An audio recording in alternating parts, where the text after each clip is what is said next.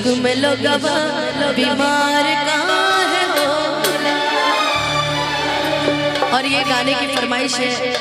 Love बेटा के पापा जी की फरमाइश है, बहुत प्यारी। और चाहेंगे कि मिल के सभी गाएंगे। उसके बाद एक गाना पवन जी का गाऊंगा जिसकी बहुत देर से फरमाइश है। उसके बाद फिर आगे के सारे लोग सुंदर भैया के साथ मुझे गाना है, फिर मैं और सुंदर भैया गाएंगे मिल के, तहलका मचाएंगे कि हाय रब्बाई प्यार का है होला, हाय रब्बाई प्यार का है होला, इश्क में लोगवा बीमार का है होला, इश्क में लोगवा बीमार का है होला, इश्क में लोगवा बीमार का है होला, इश्क में लोगवा बीमार का है होला। हाय रब्बाई प्यार का है होला, हाय रब्बाई प्यार का है होला, इश्क में लोगवा बीमार का है होला, इश्क में लोगवा बीमार का है होला।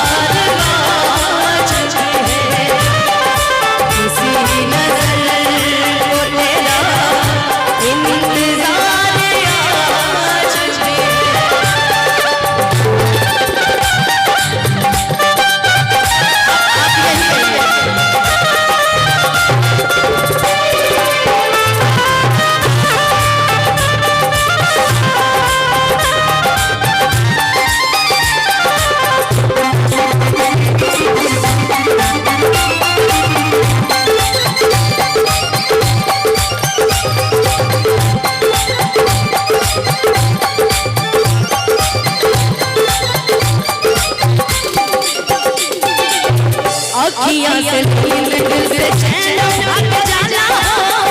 जब गिर गिर दिया के रोग लग जाना, अखियाँ से नींद दिल से चैन भाग जाना, जब गिर गिर दिया के रोग लग जाना, पागल दिल में तारा है होला, पागल दिल में तारा होला, इश्क में लोगवा बीमार का है होला, इश्क में लोगवा बीमार का है होला।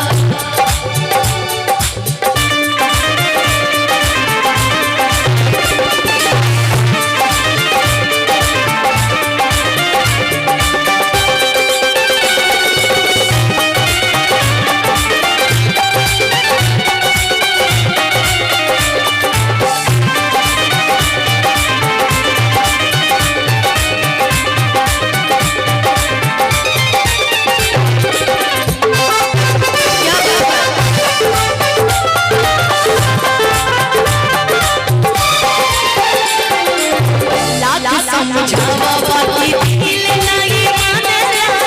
बस दिल लाल के गिर रही यारी हरेला,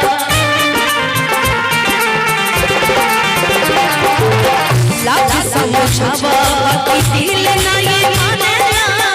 बस दिल लाल के गिर रही यारी हरेला, तेरी जिगर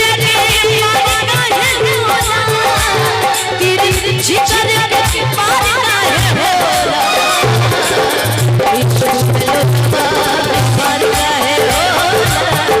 इश्क में लोगवा बीमार का है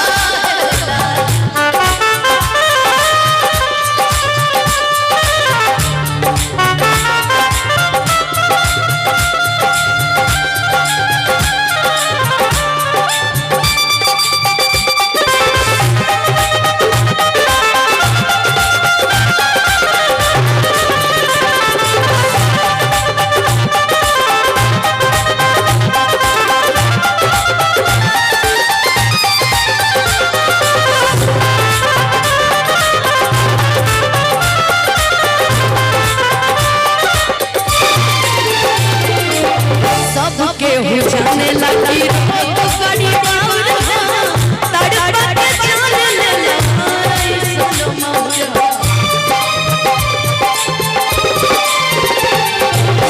सबके की रोग बड़ी बाउर हो तड़पा के चिचकी से ऐसन मौर हो इतना गलती बारे बारे ना होला तब गलती बारे बारे ना होला कितना गलती बारे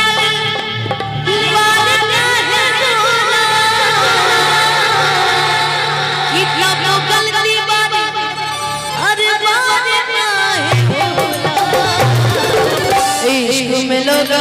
बीमार काहे हो इश्क में लोग बीमार काहे हो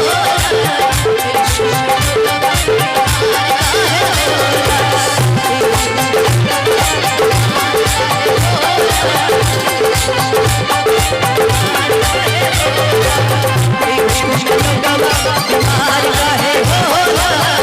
इश्क में लोग बीमार काहे